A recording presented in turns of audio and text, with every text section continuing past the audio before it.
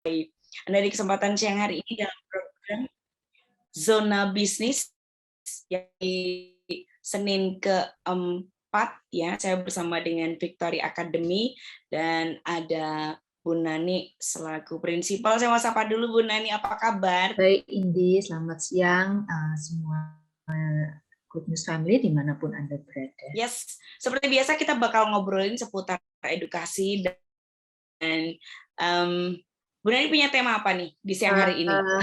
Biasa suka nodong tema. Hari ini kita membahas tentang building resilience ya. Yes. Resilience itu ketangguhan. Ketangguhan.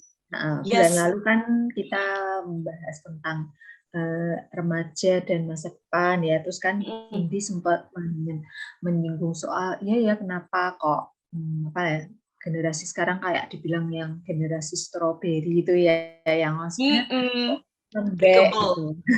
Lembek. Betul. Iya, ini dia. Jadi kita bakalan bahas ini keahlian ya. Kebutuhan generasi sekarang ini emang butuh banget resilience tadi, ketangguhan. Kita butuh sebenarnya mungkin nggak cuma generasi, tapi kita pun yang adult, yang mature pun juga butuh. Tetapi untuk membangun itu harus dimulai dari generasi muda ya benar ya. Oke. Kita mulai mungkin definisi resilience secara komplit. Itu apa sih Bu? Ya. Resilience itu adalah kemampuan seseorang untuk bangkit dari kejatuhan dengan sesuatu yang positif ya, atau mengatasi tantangan ya. Jadi ini bukan sebuah hasil akhir terus dia bisa bangkit, tapi sebetulnya merupakan proses ya. Jadi tadi kan dikatakan kemampuan seseorang untuk bangkit dari kejatuhan dengan sesuatu yang positif, ada sesuatu yang dia dapatkan gitu ya melalui proses dia bangkitnya kembali itu. Jadi it's more of a prosesnya ya daripada hasil akhir gitu. Nah, anak-anak ini menjadi tangguh ketika mereka belajar dari rintangan yang datang dan mulai bergerak maju. Jadi justru ketangguhan itu diperoleh ketika ada tantangan, lalu bagaimana dia belajar dari tantangan itu, rintangan itu, dia belajar sesuatu gitu. Itu yang memunculkan ketangguhannya ya. Jadi bukan kayak enggak apa ya cuman hasil akhirnya ya, tapi prosesnya nyampe ke sana.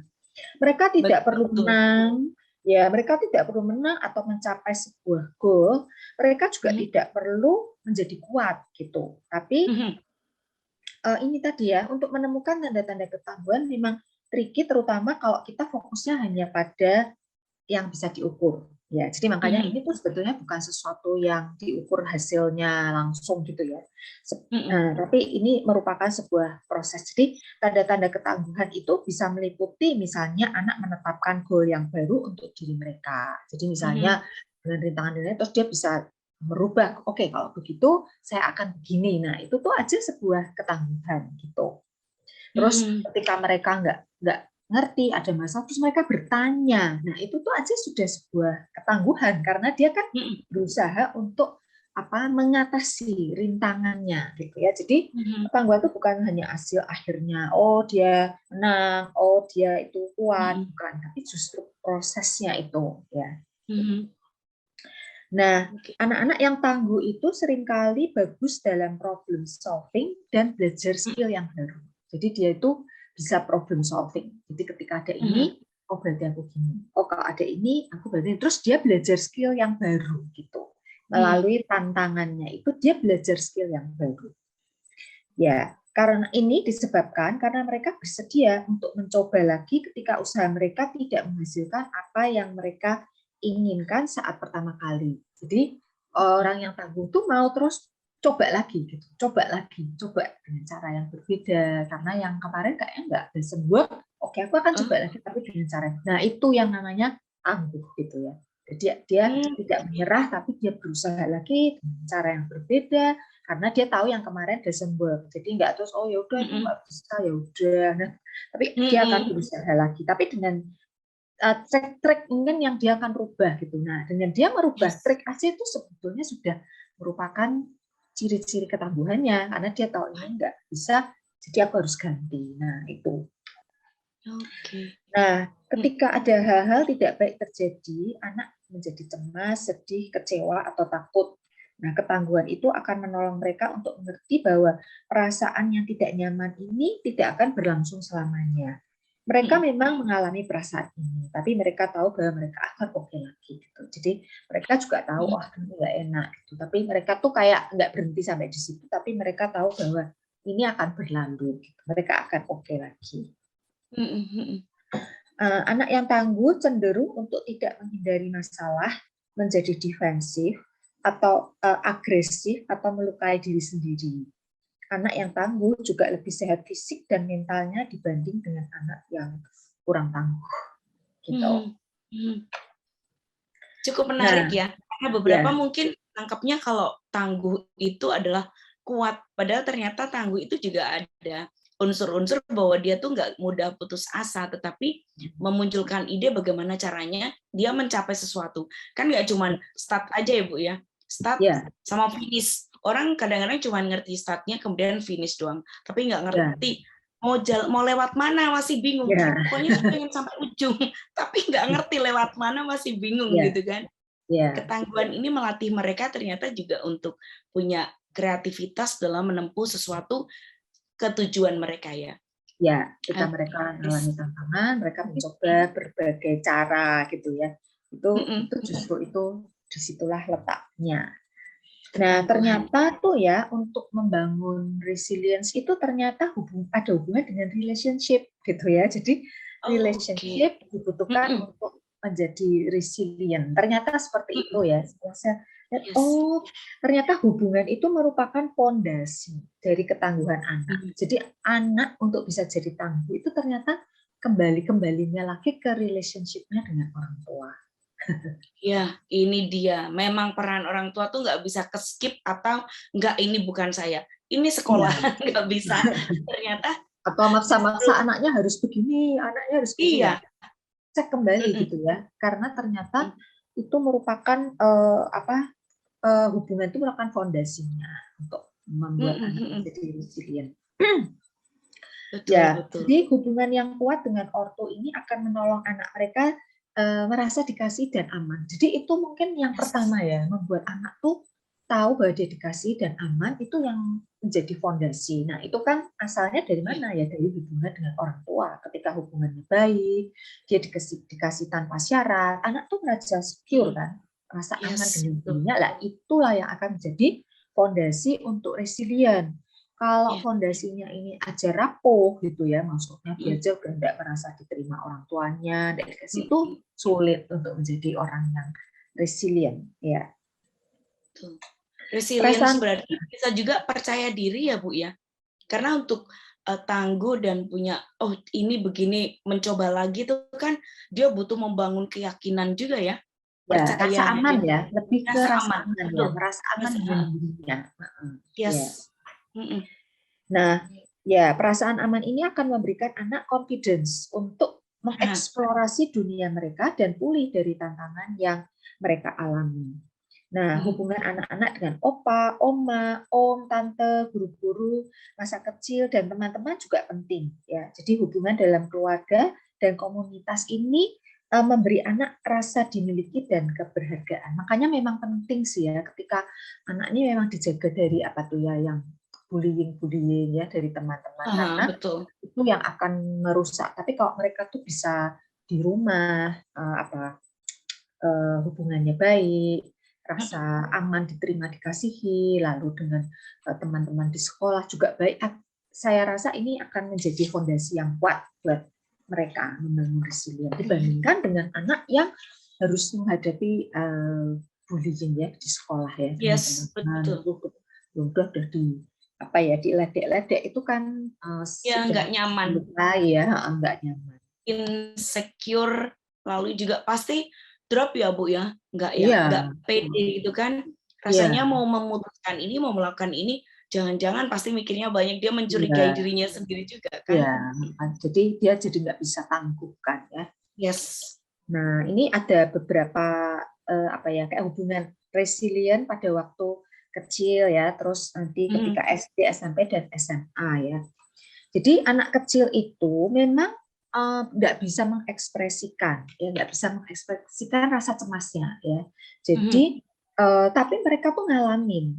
Nah, biasanya kalau anak kecil itu ada signs-nya ya, ada tanda-tanda rasa takut dan kesedihan yang mungkin tidak melalui kata-kata, tapi melalui sikap-sikapnya. Jadi misalnya anak kecil kalau tahu ya, mungkin anak kecilnya tuh jadi kayak kok nempel-nempel terus ya, biasanya tuh nggak apa-apa gitu kok. Tiba tuh kayak Betul. ini deket-deket terus manja-manja terus kayak, nah kadang-kadang orang tua tuh nggak sadar ya kalau ada something ya, kita pikir "Ih, udah kecil udah manja," malah dimarahin sekalian. Ya, ya Disuruh itu pergi gitu kan, ini kenapa sih nggak biasanya gitu kan. malah kok dia manja banget sih, mama ini kan harus ini harus itu, kamu kok malah kita marahin, tapi sebetulnya tuh ekspresi dari sesuatu yang ada di dalam hatinya ya. Iya. Saya jadi nyesal juga ya, kayaknya dulu saya juga suka ada itu, sebenarnya saya nggak sabar gitu ya.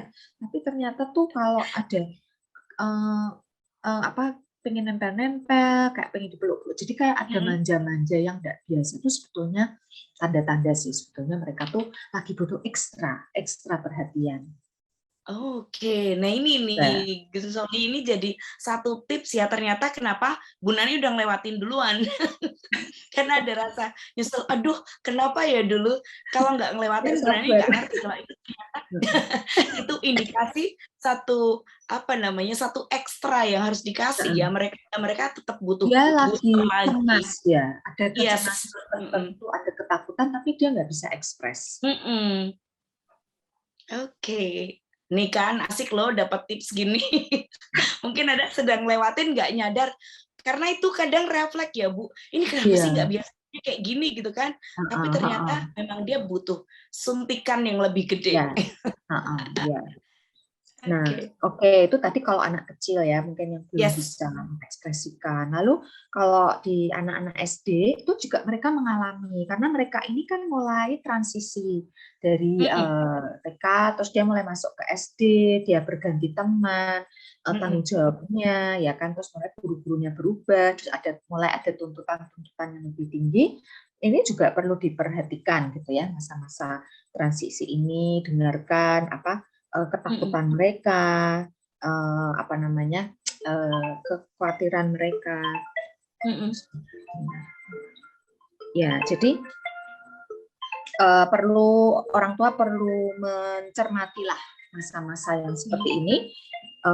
Kadang-kadang ada hal-hal yang mereka bisa handle, tapi kemudian tiba-tiba di kesempatan yang lain dia nggak bisa handle. Nah, itu juga kita perlu perhatikan gitu ya. Jadi jangan biasanya kamu nggak apa-apa kok, sekarang kok kayak gini sih, kok jadi gini ya.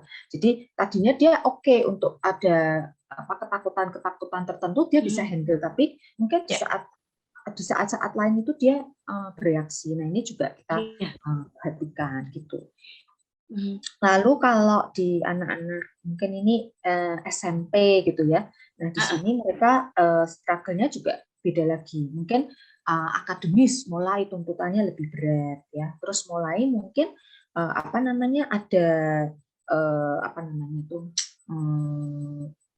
peer pressure ya. Terus ada apa ya? Kayak bully-bully itu kan juga ada ya. Jadi di saat-saat ini juga kita perlu memperhatikan. Nah, mungkin anak di usia ini kan SMP ya, mungkin mulai sulit sih untuk kita berbicara sama mereka. Seringkali mungkin mereka udah mulai nggak suka ngomong ya, atau ngomongnya pendek-pendek gitu ya jawabnya. Males gitu loh diajak ngomong tuh, memang kadang-kadang kita juga kadang-kadang kesan gimana sih kok diajak ngomong jawabannya pendek-pendek, kayak males sama kita gitu ya. Mungkin mereka juga lebih suka sama teman-teman. Tapi kita intinya pada saat-saat seperti itu pun kita tetap peka untuk menyediakan waktu, menyediakan diri untuk kita tetap berusaha walaupun kita tahu seringkali kita dicuekin, suka diputusin ya. Itu saya ingat ya masa-masa itu kadang ditanyain jawabannya pendek-pendek gitu ya. Tapi kayaknya saya juga dulu ya gitu ada masa. Ya, tapi harus tetap cari cara ya Bu. Cari cara buat nembus kan. Ya, karena mereka tuh tetap sebetulnya membutuhkan kita. Jadi ya, makanya kita tetap selalu siap gitu ya. Kalau pas mereka mendekat gitu ya, kita jangan bilang nanti 5 menit nanti dia nggak akan ngomong. Jadi kita harus sewaktu-waktu begitu mereka ada kesempatan, misalnya mendekat, ke kita, kayak deket-deket mungkin mau. Nah, kita harus cepat gitu meresponnya. Tadi saya sempat mikir, Bu, apakah di usia ini malah justru mereka bisa mengkomunikasikan. Kalau usia kecil kan dia cuma tadi indikasinya dia nempel-nempel, tetapi dia sulit untuk mengkomunikasikan. Saya pikir kalau usianya agak-agak gedean dikit mungkin justru bisa, ternyata justru ngomongnya pendek-pendek ya benar nih rata-rata ya. Ya, sebetulnya mereka tuh bisa untuk mengkomunikasikan tuh bisa, tapi ini kan masalahnya SMP kan. SMP itu kan remaja, mood mereka tuh kan nggak bagus, moodnya kadang oke, kadang nggak oke, makanya tuh kadang ya nggak ada apa-apa, tuh terutama sama orang tua tuh kan mulai kayak mereka lebih suka sama temen kan, sama orang tuh kayak Iya, udah betul. kayak menjauh. Nah itu tuh mungkin masalahnya di situ. Jadi kadang-kadang komunikasinya nggak terlalu lancar karena dia itu ada mood swing-nya kan, ada mood swing-nya. Kadang kalau orang tuanya sibuk sendiri, mungkin nggak sabar gitu, ya udahlah biarin aja kan, instead of kita mencoba mendekat ke mereka. Tapi ya itu tadi, begitu mereka ada kesempatan buka, kita tuh harus cepat merespon, jangan nanti lagi kalau mama sudah nggak sibuk baru itu. Nah itu biasanya kesempatan itu hilang gitu. Nah jadi, ini dia, memang sih ya orang tua memang tetap harus mengorbankan ya Bu Nani ya, ketika ada celah untuk bisa ngobrol ya, mau nggak mau kita sendiri yang kepentingan kita coba di skip gitu ya, mungkin bisa ditunda, dan mumpung anaknya mau kayaknya ada tanda-tanda mau ngomong nih, nah ini kesempatan baik untuk bisa tembus apa yang ingin disampaikan. Yes. Ya. Terus kalau yang SMA ini juga tentu saja mereka udah mulai punya pemikiran, mulai punya berbagai persoalan yang lebih banyak. Kalau SMA ini juga kita harus banyak-banyak berdiskusi dengan mereka gitu. Jadi kalau mereka ngomong sesuatu, jadikan itu menjadi topik diskusi gitu. Misalnya mereka lagi komen apa, nah pakai kesempatan itu untuk diskusi, tanyain apa, what do you think gitu ya. Jadi kita tanya ke mereka, terus diskusi-diskusi yang jujur tentang perasaan, ekspektasi ya, apa yang mereka ekspresikan gitu. Jadi lebih ya. Jadi itu kira-kira ini yang tadi kita bilang tentang resilient dan relationship ya, ada hubungan. Sampai ke SMA tadi ya Bu Nani ya. Nah, terus sekarang berikutnya how to help kids build resilient. Tadi itu kan fondasinya ya, fondasinya adalah relationship. Nah, sekarang gimana sih kita membantu anak-anak untuk membangun ketangguhan ya. Yang pertama adalah memvalidasi perasaannya. Ya, jadi tadi kan juga ada hubungannya ya, membangun relationship itu kan juga bicara tentang. Nah, jadi untuk membangun resilient dari anak-anak tuh harus memvalidasi, mengakui perasaannya. Berurusan dengan kesulitan dan kecewaan itu tidak menyenangkan. Ya. Mengatakan kepada anak bahwa itu tidak terlalu buruk atau mereka tidak seharusnya kecewa atau marah tidak akan membuat mereka menjadi lebih kuat atau menolong mereka mengatasinya. Jadi ketika anak-anak itu misalnya sedih gitu ya. Ini kan kemarin tuh ada satu contoh. Misalnya ini kita mama-mama ini lagi masak gitu ya. Terus tiba-tiba anaknya datang sama mama, bonekaku rusak atau bonekaku hilang gitu. Kadang-kadang kan mamanya kan lagi masak. Biasanya suka nanti ya. Masak dulu. Terus kayak kalau saya pengennya segera mendismiss. Jadi misalnya, udah enggak apa-apa, nanti beliin lagi yang baru gitu. Saya ingat dulu maksud hati itu menghibur ya kan, maksudnya biar nggak bersedih gitu, tapi sebetulnya itu sama aja dengan nggak bilang sudah apa-apa lah hilang ya, nggak, maksudnya sama aja tuh kita lagi mendismiss perasaan mereka gitu kan, mereka sedih kita mendismiss itu nanti dibeliin, bahkan perasaan sayangnya dia kan pada benda yang itu, bukan yang baru gitu kan, bukan bendanya tapi kenangan-kenangan dengan benda yang hilang itu kan. Nah, jadi kalau ada emosi-emosi yang diekspresikan kepada anak itu kita perlu mengakuinya, mengavalidasinya. Oh, kenapa? Oh, kamu sedih ya? Oh, ini jadi bukan tidak apa-apa gitu aja, enggak nangis. Itu kan apalagi mungkin bukan barang yang mahal, nggak apa-apa, aku nanti bisa beli lagi gitu. Nah itu tuh sama saja kayak kita tidak peduli dengan perasaannya. Nah, jadi kan dibilang dengan kita tuh kayak mendismiss perasaannya tidak akan menolong mereka menjadi lebih kuat. Dulu saya pikir itu bisa membuat anak jadi tangguh. Ternyata Tapi ini tidak. banyak dilakukan ya Bu Nani ya. Karena Iya. dipikir itu kayak melatih sisi lain dari anak itu. Let's say kayak, udahlah nggak apa-apa, gini aja. Kayak seolah-olah sedang melatih anak tidak cengeng atau tidak gampang sedih. Padahal ternyata itu kita salah ya, mendismiss perasaan. Membunuh perasaan. Yes, Kita sedang ini menekan ya. perasaan-perasaan itu. Makanya kemudian ketika dewasa, dia menjadi orang yang tidak mengenali perasaannya gitu. Karena ya dari kecil terus dismiss udahlah kayak Ya, gitu aja, betul. udahlah kayak gitu aja. Nah itu jadi mulainya ya sebetulnya dari situ gitu. Tapi seharusnya kita menolong anak menyadari dan membicarakan perasaan mereka ya, bahkan yang negatif sekalipun, dan ini akan menolong anak untuk coping. Jadi apa ya, diidentifikasi aja perasaannya. Memang kalau dia marah ya, oh kamu marah ya, kenapa? Karena ini ya gini. Jadi supaya anak tuh tahu, oh ini perasaannya marah. Tapi ya maksudnya tuh terus tetap kita arahkan gitu ya. Ya boleh sih marah, tapi kamu nggak boleh banting-banting misalnya kayak gitu kan. Jadi anak tuh mengerti, oh ini marah, oh aku ini lagi marah, aku lagi kesel. Tapi bukan berarti terus aku dapat izin untuk merusak, pukul-pukul, apa tuh enggak gitu. Tapi perasaannya ini perlu disadari gitu, dan kemudian menolong anak untuk coping gitu ya. Coping itu kan berarti mengatasi perasaan. Iya, mengatasi. Ya, jadi mendefinisikan perasaannya juga ya, Bu. Iya, ini tuh kenapa? Dia dituntun untuk mendefinisikan yang dirasain gitu kan. Ya. Kadang dia juga nggak ngerti kenapa seperti itu. Tapi kalau orang tuanya mendampingi, kemudian bisa membantu dia untuk, oh definisi rasanya itu ternyata kayak gini, kemudian dia bisa coping itu kan dia. Ya. Yes. Jadi misalnya kalau marahnya kenapa? Tapi kan belum itu dia marah. Contohnya tuh dulu saya ingat anak saya gitu ya, ekspresinya tuh marah-marah gitu. Tapi sebetulnya tuh dia khawatir gitu, takut nggak bisa gitu. Jadi terus aku bilang, kamu takut ya, kamu takut nilainya jelek, kamu takut gini. Nah terus baru dia, iya.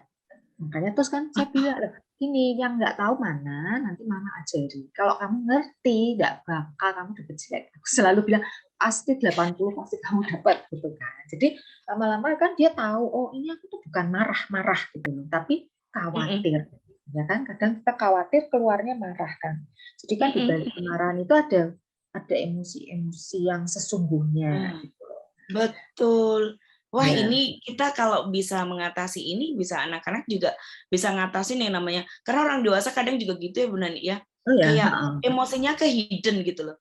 Yang sebenarnya tuh malah justru ngumpet, tapi kita hanya blub-blubnya, bubble-bubble-nya aja yang di luar ternyata, tapi perasaan yang sesungguhnya justru ke hidden. Ya, ya memang sih banyak orang dewasa karena ya masa kecilnya seperti itu, makanya kita nih orang dewasa ini punya masalah emosi-emosi itu ya. Jadi kita perlu sadar diri adalah bagian penting dari sebuah ketangguhan malahan. Ya. Terus ya ini masih lanjutannya adalah melabel emosi-emosi itu. Ini yang apa, terus kalau kemarahan terus tolong misalnya bahkan dengan apa tuh namanya ini loh, exercise deep breathing, kayak harus atur nafas kalau memang anak sampai kayak gitu-gitu. Dan sebetulnya ya kalau kita tuh nggak meresponi emosinya itu ya, kita tidak bereaksi pada emosinya, justru kita tuh nggak akan ikut meledak gitu. Memang dulu ya ketika saya nggak ngerti, itu saya meledak gitu ketika anak saya tantrum gitu ya, saya ikut marah. Tapi setelah saya mengerti bahwa oh dia itu karena takut gini-gini, ya saya nggak marah gitu. Saya nggak marahin. Jadi saya berusaha menenangkan dengan memberikan solusi-solusi gitu. Iya, karena udah tahu duluan, jadi bisa ngerti, oh ini ternyata label ini, ternyata ini begitu kan. Dan anaknya juga jadi tahu ya, kok mama tahu ya. Nah, dia sendiri kemudian ke depan jadi lebih jujur tahu kali ya, kan. Bunda ya. Ya, Tahu. jadi dia tahu bahwa ketika dia masuk dalam situasi ini mau Iya. tes, dia tuh mulai panik gitu kan. Nah, tapi kan dia jadi tahu lah ini karena aku nih panik gitu. Terus berikutnya adalah memberikan support tapi jangan jump in gitu ya. Jadi ketika anak-anak itu mengalami ada masalah, kita jangan cepet-cepet tuh kasih solusi gitu loh. Kita memberikan semangat, kita mendampingi, tapi jangan langsung kasih solusi. Kadang-kadang kan kita pengennya cepat kayak gambar. Kita kasih solusi yang itu gini sebetulnya tuh nggak boleh. Jadi kita support, tapi jangan langsung menyelesaikan persoalannya. Itu kayak kasih contekan bikin soal ya, Bunda ya. Ya. Ya kayak sih, anaknya punya apa namanya PR, mamanya yang buatin kayak gitu ya. Iya, terus sama dengan itu ya.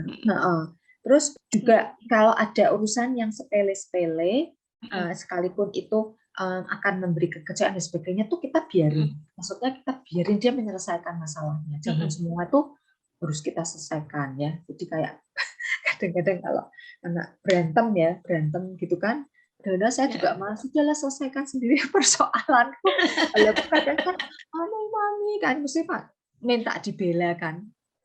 Udahlah kamu selesaikan sendiri persoalanmu.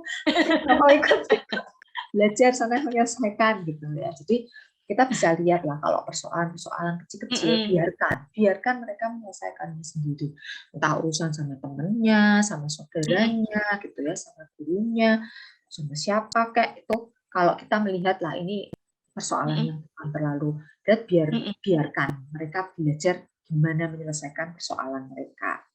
Tapi Bu Nani sempat nggak waktu kemudian hasilnya gitu melihat bagaimana mereka menyelesaikan, sempat ngawasin juga nggak ketika saya cobalah mereka selesaiin sendiri gitu, kemudian hasilnya atau ditanyain gitu kemarin gimana gitu, sempat nggak? Ya kebetulan sih kan kedengeran lah ya, maksudnya mereka melakukan pembicaraan itu kan ya, saya cuma dengerin aja dari jauh gitu. Ya biasanya sih berapa waktu kemudian ya udah selesai. Kadang-kadang yang adiknya yang ngalah gitu ya misalnya. Udah adiknya aja yang curhat ke saya. Tenang kok, jadi satu sisi dia tuh ya takut gitu ya. Satu sisi dia yang takut, kadang-kadang dia melawan gitu ya, tapi habis itu ya dia tarik mundur. Ya udahlah, saya pikir ya biar dia juga latihan ya ngadepin orang kan, besok mungkin nanti di dunia kerjanya dia juga ngadepin orang-orang mudi. Kadang kita ketawa ya udahlah biar cicikmu memang mudi. Betul. Iya. Nah, jadi avoiding challenges doesn't build resilience ya. Jadi menghindari tantangan itu tidak akan membangun ketangguhan. Jadi kita harus izinkan mereka menghadapi tantangan. Tapi kita tuh istilahnya siap untuk mensupport. Tapi biarkan mereka coba selesaikan sendiri gitu. Iya. Karena satu-satunya mereka berlatih kayaknya mesti menghadapi tantangan-tantangan itu kan ya Bu. Karena kalau enggak ya enggak akan berlatih gitu ya. Enggak ketemu resilience-nya itu. Iya. Oke. Yes. Terus berikutnya adalah teach problem solving skills. Jadi nggak cuma dibiarin aja, tapi kita juga perlu diajarin juga ya. Jadi mungkin kalau ini kayak exposure mereka yang pertama, mungkin kita perlu ngajarin gitu. Ini kalau gini tuh ya, kamu mesti gini. Kalau kamu ngadepin gini, perlu dibekali juga sih, nggak cuma dibiarin, kamu selesaikan sendiri gitu ya. Tapi perlu dikasih problem solving skills juga. Jadi misalnya nanti kok kamu ada teman kamu ya yang kayak gini ya, nanti kamu gini aja. Misalnya dia ngajak kamu macam-macam toh, kamu bilang aja, aduh maaf ya aku sibuk. Oke ya, dah gitu terus tidak, misalnya kayak gitu. Jadi kita kasih mereka itu problem rules-nya gitu ya. Ya harus gimana perlu dibekali juga sih. Terus habis itu talk about lesson learned. Jadi perlu kayak dievaluasi ya. Jadi tadi kamu belajar apa gitu. Nah, itu supaya mereka kan bisa mengevaluasi ya melalui persoalan-persoalan ini aku tuh belajar apa gitu. Jadi diajak untuk berdiskusi gitu. Berdiskusi dan merenung itu tuh melalui persoalan itu kamu belajar apa. Nah, itu kan perlu dilatih juga. Kadang-kadang kan anak-anak nggak mikir ya. Mungkin kita yang mikir gitu. Kita kepikir, oh ini gini-gini. Lalu kita bisa point out gitu. Tadi kan kamu belajar ini kan, kamu menahan emosi misalnya. Oh, kamu tadi bisa bersabar. Kamu bisa ini, kamu bisa itu. Jadi kita menolong juga mereka untuk melihat bahwa melalui ini kamu tuh belajar sesuatu gitu. Oh iya, harus dikasih lihat juga ya. Jadi paling tidak mereka juga bangga kali ya kalau misalnya ternyata, oh saya sudah belajar sesuatu dan next mungkin membuat penasaran kan dan keinginan untuk kan? belajar lagi gitu kan. Yes. Ya. Jadi ini katanya make it a habit to recognize. Jadi buatlah itu menjadi sebuah habit untuk menyadari dan mengakui ketika hal-hal ini sudah jadi baik gitu. Jadi ditunjukkanlah sisi-sisi positif. Mungkin lagi ngobrol bersama pas makan malam bersama terus diceritain ini tadi ini gini positifnya itu gini. Jadi mereka juga bisa ya lesson learn ya. Kan mereka belajar jadi tangguh karena mereka belajar dari tadi tantangan-tantangan yang mereka hadapi, mereka bisa lewati terus mereka dapat skillnya gitu kan. Yes. Terus mereka juga butuh tadi ya Bu Nani yang bilang relationship ya, komunikasi.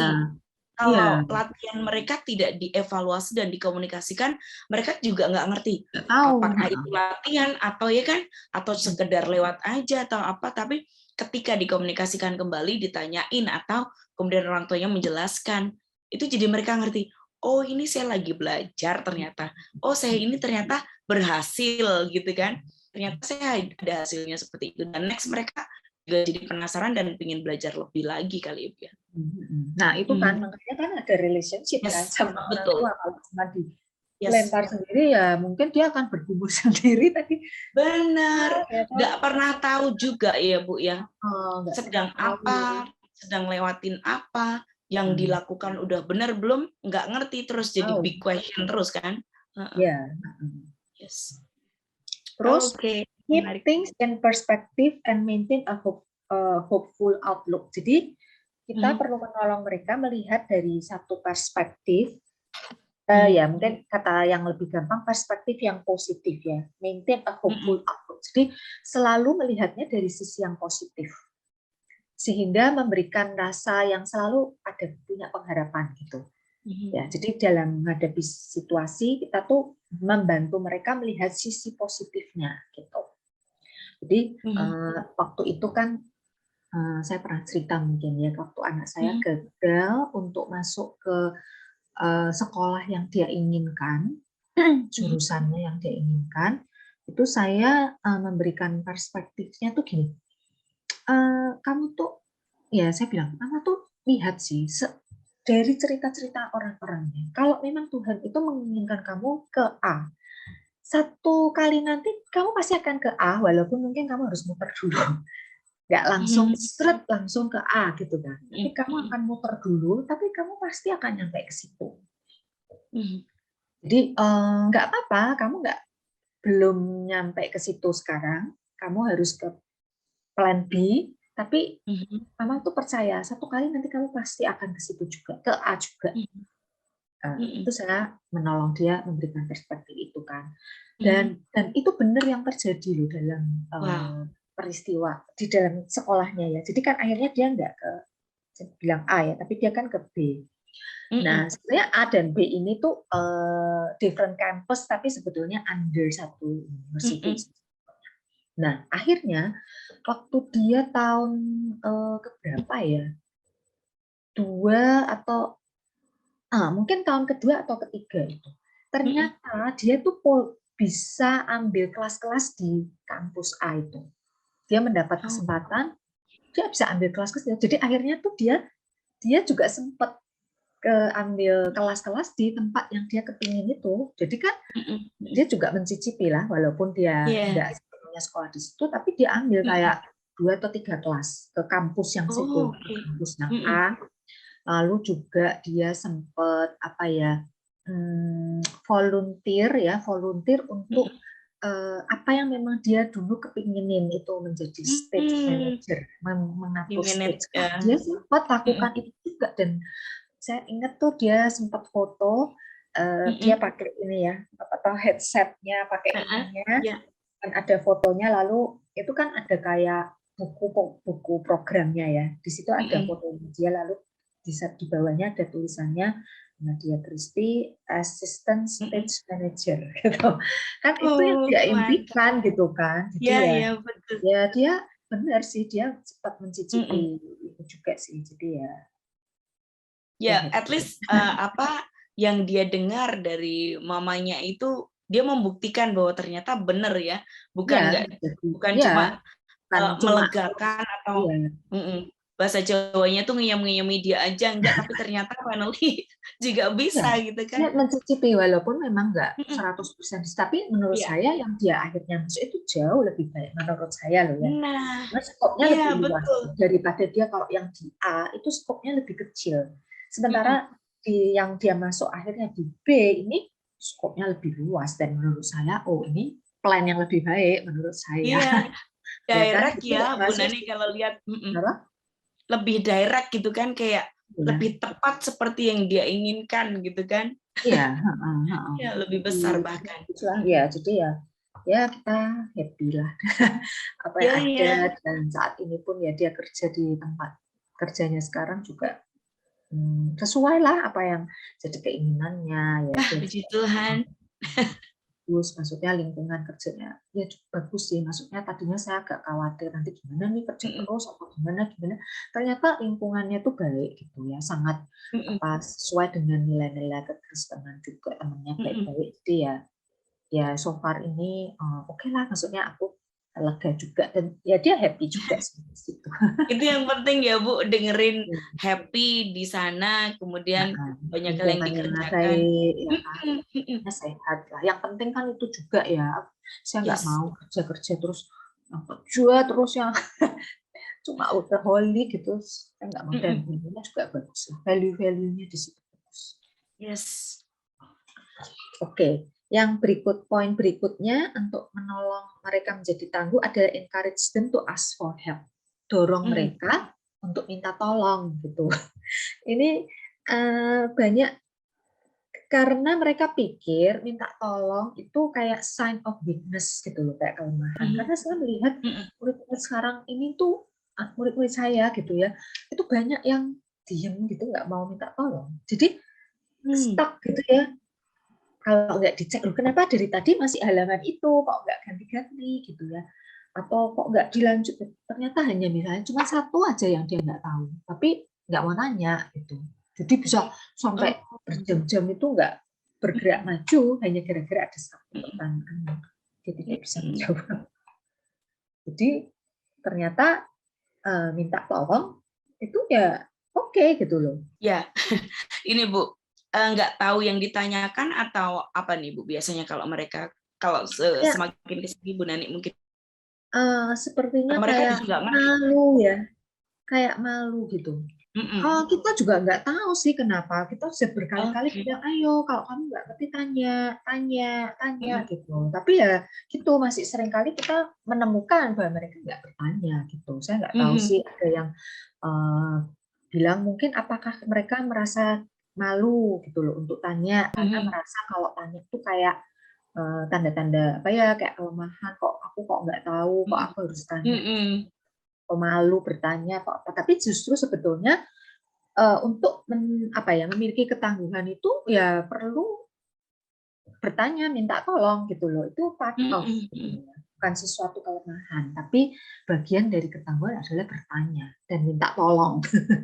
Iya betul. Tetap ya kembali ke komunikasi tadi Bu Nani ya.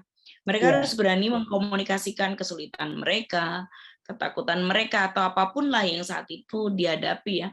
Kalau enggak ya tadi nggak gerak, nggak pindah halaman. Iya, berjam-jam kok. Ya kan ini kayak analogi loh. Ternyata ya kalau kita nggak tanya, malu bertanya atau takut, ternyata juga nggak bisa pindah halaman ternyata. Iya kan? Ada Oke. joke ya, ada joke Yes. kan. Kenapa bangsa Israel berputar-putar di padang gurun 40 Mm-mm. tahun? Mm-mm. Karena para prianya tidak mau bertanya. Jadi akhirnya ya berputar-putar di padang gurun. Malu bertanya, sesat di Tadi jalan. sesat di padang. Iya. Iya, iya. Ya, oke. Terus berikutnya adalah ya mirip juga build confidence that things can Mm-mm. improve. Jadi bangunlah satu keyakinan dalam diri mereka bahwa semua itu akan bisa menjadi lebih baik, bisa Mhm. diimprove gitu loh. Nggak ada yang sesuatu yang nggak bisa diimprove gitu ya. Jadi Yes. sesuatu pasti bisa. Segala sesuatu yang stuck, yang ada Mm-mm. kesulitan itu pasti akan bisa diimprove. Nah, itu juga akan Yes. dengan cara yang seperti ini ya, cara Mm-mm. berpikir yang apa ya, berarti optimis gitu ya. Berpikir ini pasti bisa lah, ini pasti bisa diperbaiki, pasti bisa, Mm-mm. itu akan build resilience dalam Yes. diri Ini juga anak-anak. bagus buat orang dewasa ya, Bu. Orang Ya, dewasa kan kadang juga kehilangan keyakinan dan kepercayaan diri. Kalau kita berpikir, bisalah. Nah, ini minimal beban kita tuh sedikit enteng lah untuk menguatkan ketangguhan kita ya kan. Kalau kita ya, diem aja juga, nggak yakin itu juga tak. ya. Yes. Jadi dari bagian ini tuh juga apa ya, berusaha mengatakan dengan cara yang lain gitu. Jadi mungkin misalnya yang contoh yang suka gampang tuh kan apa ya, gelas itu airnya setengah, itu kamu bilang airnya cuma setengah, apa setengah kosong atau setengah penuh. Jadi kita berusaha mengatakan satu situasi itu dengan cara yang berbeda lah, instead of Yes. negatif ya kan, tapi positif gitu. Ya, Betul, betul. itu Iya. akan membangun confidence bahwa ini masih bisa kok, masih bisa diperbaiki. Ya, Terus mengartikan ulang ya, Bu ya. ya mengartikan Mendefinisi ulang, ulang kalau betul. reframing gitu ya, reframing, Reframing, right. bingkai Betul. ulang gitu ya. Mm-mm. Terus berikutnya adalah build your child self compassion. Bangunlah dalam diri anak itu self compassion. Jadi mengasihi diri sendiri ya. Self compassion itu berbelas kasihan pada diri sendiri.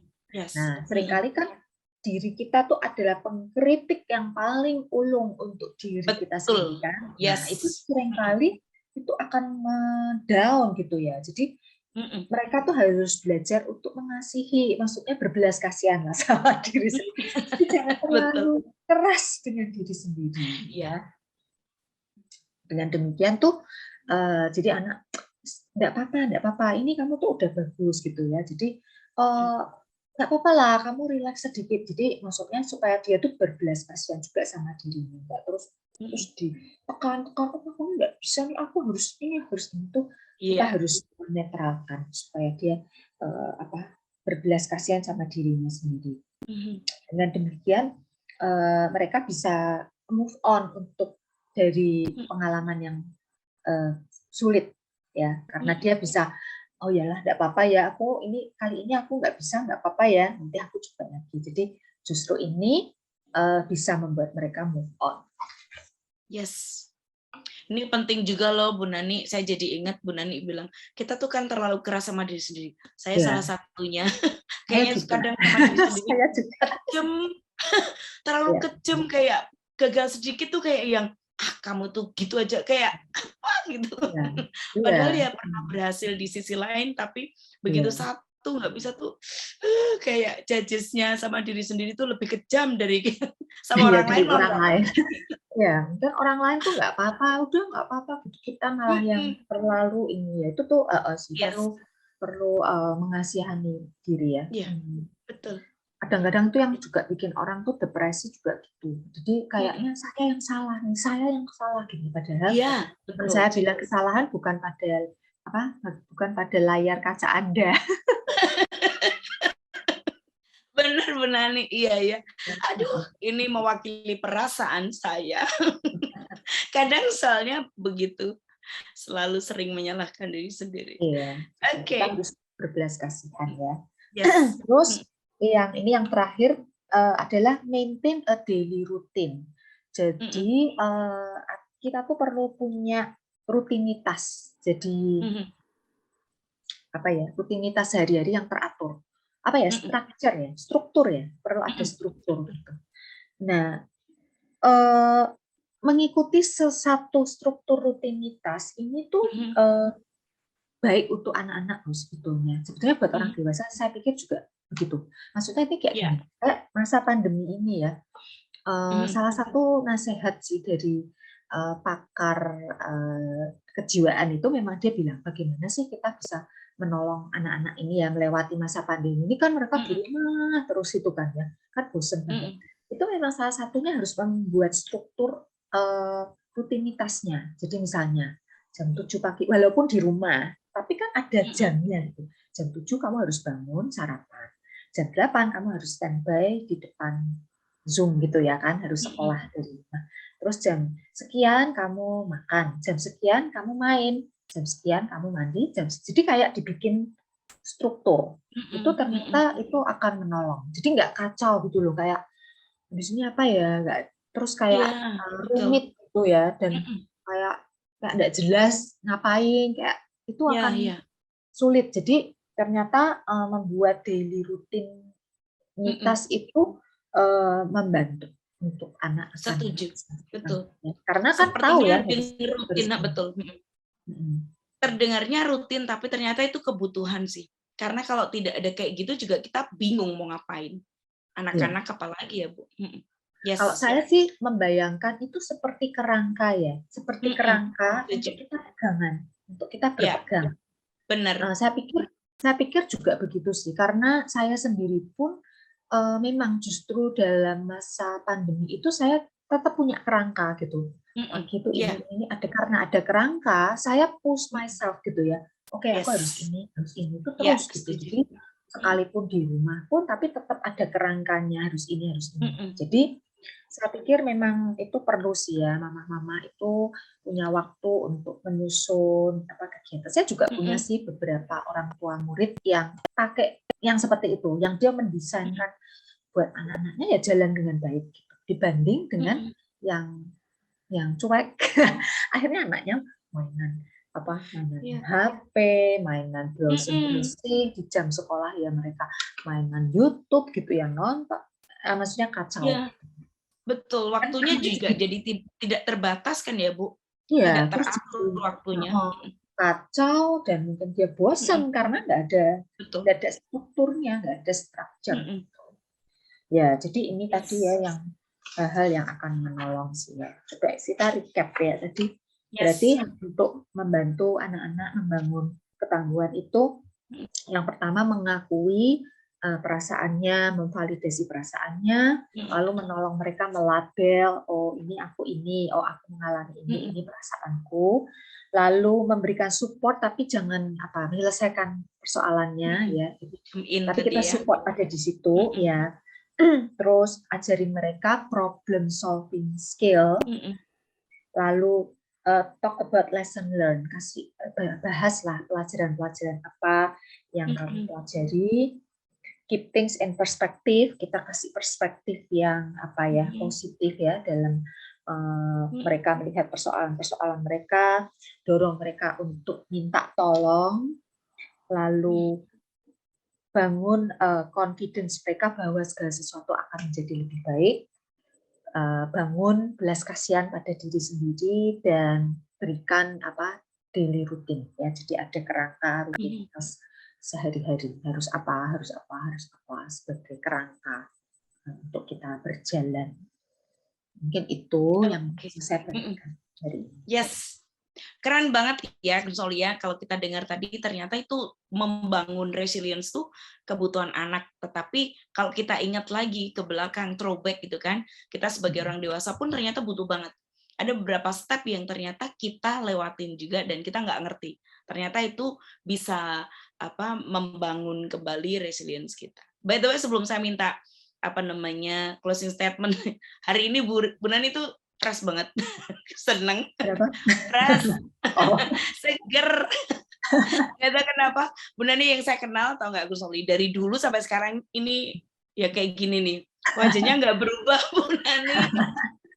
Ini nih bikin ini, saya semoga seperti itu ya Gus Oli ya. Anda kenal saya saat ini, ke depan saya gini. Saya kenal beliau tuh dari dulu, dari SMA mungkin lulus, dan ini belum berubah. Aduh, saya senang banget. Puji Tuhan bisa ketemu kembali di masa-masa seperti ini dan di waktu-waktu yang membuat saya semakin kuat. Oke, Bu Nani, closing statement di kesempatan siang hari ini. Mungkin tadi ya, untuk membangun anak yang tangguh, kita perlu membangun hubungan yang baik dengan anak-anak. Yes. Nggak jauh-jauh, nggak susah-susah, bangun relationship. Iya, mengkomunikasikan. Penting banget memang. Well, itu tadi Gus Oli ya, obrolan singkat kami berharap bisa menjadi sesuatu yang bermanfaat untuk Anda dapat inspirasinya, Anda dapat ide-idenya bagaimana mendampingi dan membersamai putra-putri Anda. Finally, saya Indi. Saya Nani. Untuk Good News FM, bisa nonton you at 94.9 Good News FM, Good News for the Family. God bless.